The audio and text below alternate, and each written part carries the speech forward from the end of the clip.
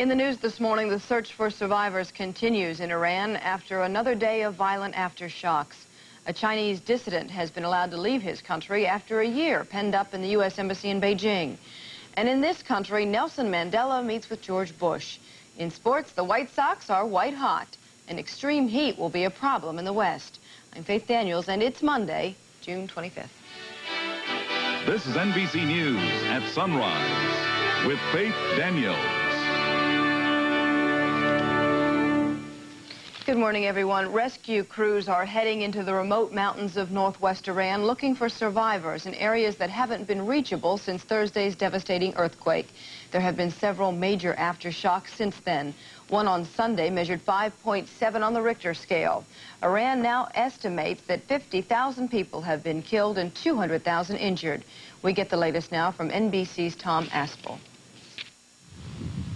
Day 5 now, and in many of the towns and villages leveled by the earthquake, there's very little hope of finding more survivors.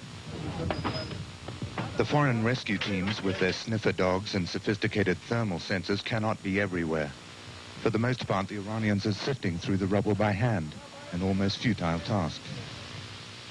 Landslides have blocked the roads leading to many of the worst-hit areas, and rescue work is haphazard and disorganized.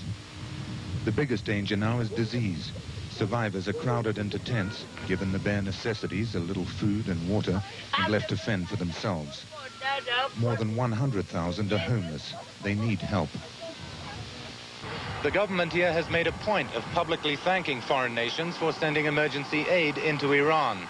But experts here say more foreign rescue teams could have helped. The Iranians, they claim, underestimated the scale of the disaster. Tom Aspel, NBC News, Tehran. And I'm sure that everyone a few moments ago who heard me say 120 degrees in the West thought I was lying. But it's a dry heat, right? In Arizona, Mexico, Yuma, 118 degrees yesterday. Lubbock, Texas, hit a record, all-time record of 110 degrees. And way up in Billings, Montana, they went up to 93 degrees. And for 16 western states, it's going to be more of the same. Temperatures running 10 to 20 degrees above some of their record highs. And it will be 115 to 120 degrees in the desert areas of California and Arizona. Obviously, a day to take caution. Remember, that's a good shape with even Alaska. Plenty of sunshine and temperatures there going into the 60s and the 70s. That's my national weather. Now here's what's happening in your neighborhood.